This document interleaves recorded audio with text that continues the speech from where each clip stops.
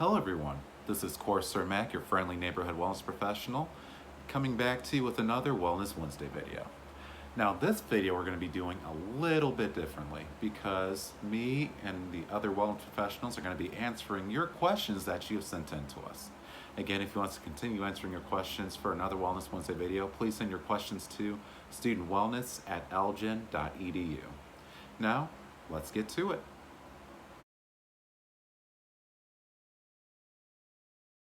Hi everyone, my name is Mary Grimm. I'm one of the wellness professionals at ECC, and today I'm answering some questions submitted by students.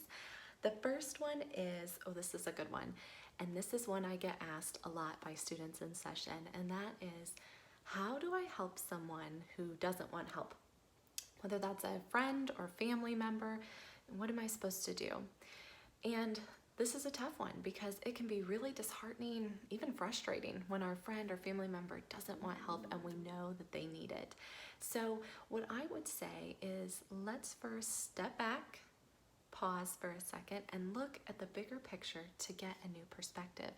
Often, when we want our friend to get help and we want them to just be happy or just be healthy, we need to let go of some of that control because we're putting our own expectations onto them. So if we can step back and look at the bigger picture, we're going to gain some new understanding.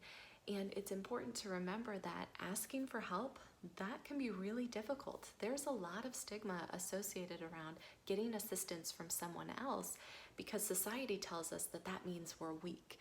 Well, that's not true at all, right? But it's your friend or family member's own journey to discover that on their own and be ready and willing to reach out for that help or assistance.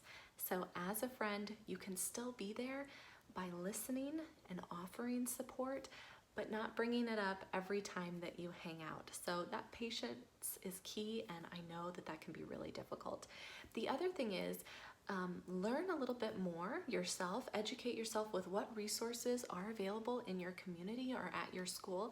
That's why Wellness Services is here. We can be that extra support or assistance to hear you out and listen to your story, but also reach out to your friend if necessary. And of course, if your friend is in immediate danger, whether that's to themselves or others, we would hope that you would reach out, call 911, the police, or reach out to a professional so that we can help intervene and get that friend or family member immediate assistance.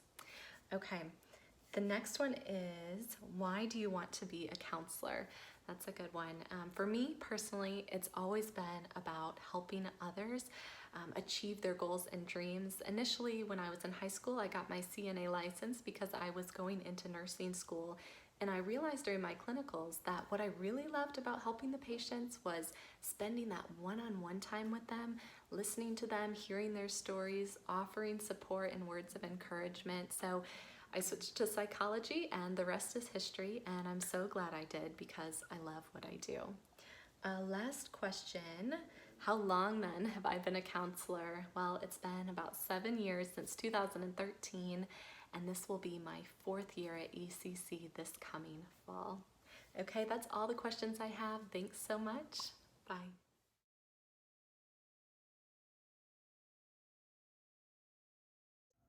Hi, good morning. This is Prem from Wellness Services. I got a couple of questions from the student body at ECC that I'd like to answer for you guys today. So let's just jump right into it, okay? So the first question is, would you tell anyone about what we talked about? Okay, so I take it that this question directly pertains to when you come in for a session with one of us wellness professionals. So there's this thing called HIPAA, right? So it's the Health Insurance Portability and Accountability Act. And what that means is that it precludes us from sharing any confidential session material, the content that we talk about during our sessions.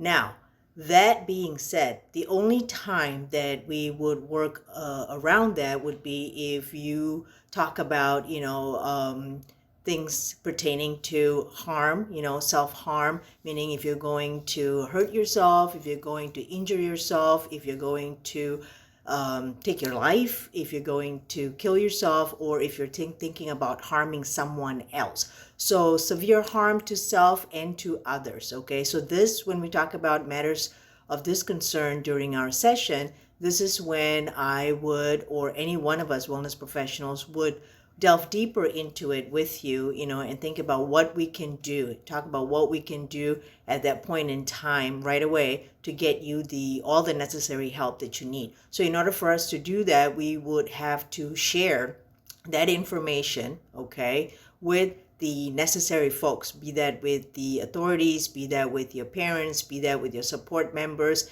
anyone else that can jump in to and help us help you, okay, better and quickly. So that would be the only time when we're talking about harm of different nature, okay, harm and severity. So that will be the time. Other than that, pretty much, content material that is shared during sessions, because it's a safe zone, right? It's a safe environment, safe space. You get to open up and talk to us about anything and everything that is of concern to you. So that being said, what is the other question? Okay, what would label me as crazy? Well, that's an interesting question. Crazy is rather a big open word, and if you take it out of context, it could mean many different things to many different people. What I would, when I look at this question, I would paraphrase it to myself as, do you think that I'm crazy? I do get that some of the time with the students. And, no, we all need support. I would not label you as quote unquote crazy. I would consider that, just like me, just like anyone else, you have concerns, issues, and problems that are on your mind that, that you've been carrying around with you, and that has somehow come into stress, has created stress for you. It has created frustration and every other emotion go along with that. So you got to unload, right? You have to talk it out in talk therapy. So that's how I would view it as, and nothing close to looking at it as being crazy, okay? I guess the third question I have presented to me is, how do you get one of us wellness professionals or the whole team, 4 of us here, to do either a presentation to your friends or to your class? There's many different ways. I would always start with your professor or your instructors, bring them your ideas, okay, and let them know what you're thinking about, and they could reach out to us. You also can reach out to us. You know where our department is at. It's on the first floor downstairs where it says Wellness Services, right across from Dean's office. So you get there, there is a front desk. You can make an appointment to see one of us there with the receptionist. Or if you catch one of us down the hallway somewhere, talk to us. We're always open to hearing about all your great ideas and suggestions that you have. And so we can put it all together and come up with context material to, see what is ideal for the purposes on hand, to make a presentation out of it, to seminar out of it, make a support group out of it, however, whatever direction it takes us. So this is what I have for you in pertaining to the 3 questions that I've come into from you guys. So hope this has been helpful, okay? So check out the other questions that are being answered by the other 3 wellness professionals, okay? Take care. Bye-bye.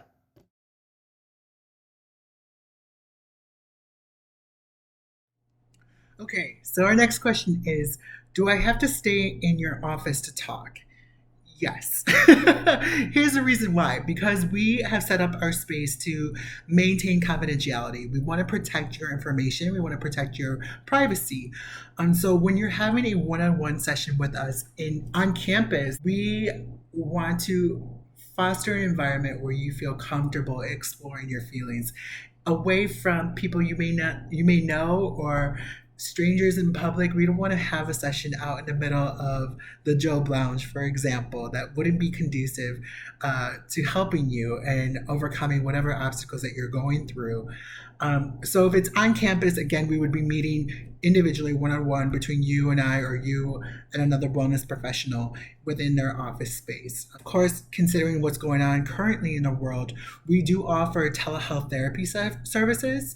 So if a student is wanting to stay home or unable to, come to campus, or, wants to be in the safety of their own bedroom or their own car or wherever they feel comfortable talking with us, they can do that and schedule a session through our telehealth services. So that's through phone or hopefully eventually through a video platform that we can have one-on-one discussion with each other in that type of way. Okay, the next question. Can you meet me somewhere? You meet with me somewhere, or instead of me coming to your office to talk? We do not meet students off campus. We don't meet students at a different location on campus unless it's for an emergency situation. We always, again, encourage students to come to our office space where it's confidential and private, or through telehealth services. So that way, again, we protect your privacy, we protect your information, and you have a safe space where you don't have everyone up in your business. All right. The next question is, what do you specialize in? So all of us wellness professionals are licensed clinicians. We have the training to work with every student on topics like anxiety, depression, stress management, relationship troubles, family troubles, financial burdens, essentially everything that we talk about in our 8 dimensions of wellness, we're fully capable of helping students with. I will say that because of the nature of our services, we provide short-term brief support for all students. And if a student is in need of long-term care, long-term medication management, or a specialized therapeutic technique that requires, again, longer than what we can provide, that is something that we can refer students out and to make sure that they get their needs met. But essentially, us wellness professionals, we can do it all. I promise we're humble, but we are able, and we want to help all of our students succeed and be successful at ECC. So we're so happy to be here, and we want to support you in every way possible. So by all means, please come check us out, okay?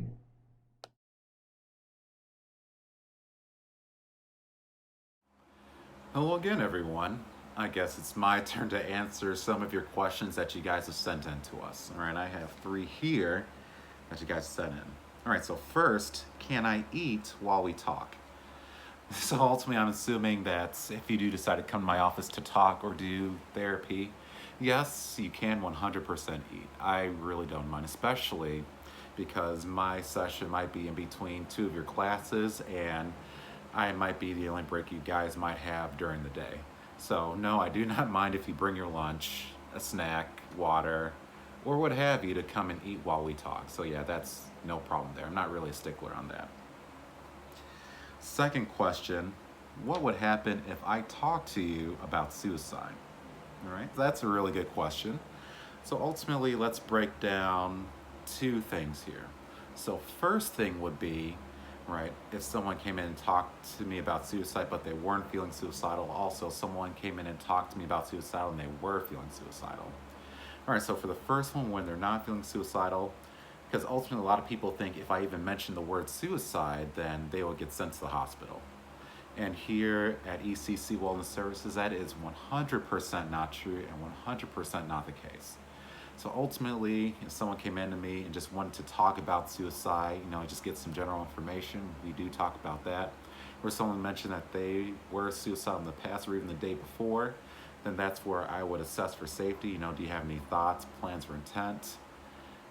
And also really take a look to see what got you in the first place, what's different now as opposed to back then. So that way I can say, okay, this person is safe and they're going to be safe. And also, depending on what I assess, we would also come up with a wellness contract, ultimately to give you coping skills to use, people to contact, as well as resources in the community, as well as 2 local hospitals if your coping skills or people do not work. So that way, I know that you have the power and the means to be safe moving forward after you leave my office. Then the other people who come in and say, yes, Corsair, I am suicidal. If I do leave your office, I'm going to do it. I do have thoughts, plans, and intent. And ultimately what we would do, we would talk about it, right? And then after that, you would be sent to the hospital because you did mention, yes, I am suicidal. I am going to do it after I leave your office and things like that. Because ultimately what happens there is that they would also assess you for your safety and keep you there to make sure you get the help that you do need, so that way you're not a harm to yourself. All right, but those are two things, so hopefully that answered your question. That's a great question. All right, last question. Are there trigger words you guys look out for? Interesting question. So generally, no, there are no trigger words that we look out for. The only thing we do look out for are what we like to call limits of confidentiality. So essentially, if you want to harm or kill yourself, if you want to harm or kill someone else, or if you report any type of abuse against children, the elderly, or against the disabled population, then yeah, we would have to break confidentiality just to make sure that everybody is safe. All right, so those would be technically the only things that we would be looking out for, but other than that, no, we create an environment and a space that you're allowed to fill with whatever it is that you choose to fill it with. Right, and no, we don't look out for trigger words there, but we do like to process, we do like to ask questions, we do like to help you achieve your therapeutic goals that you do set for yourself, as well as get you to a place that you do want to be in. So, long story short, we look out for limits of confidentiality, but no trigger words.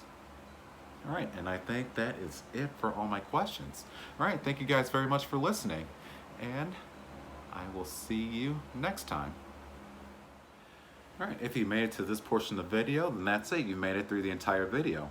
Again, thank you guys very much for sending in your questions. And again, if you want us to do another round of this, please send in your questions to studentwellness@elgin.edu. And again, if you are looking to set up an appointment with one of us, please either email us at our individual emails or at studentwellness.elgin.edu, or give us a call at 847-214-7390 extension 1. And again, also, if you are looking to enroll for the fall semester, please contact Academic Advising at advising@elgin.edu or at 847-214-7390 extension 2. All right, other than that, you guys, thank you guys very much, and we will see you in the next video.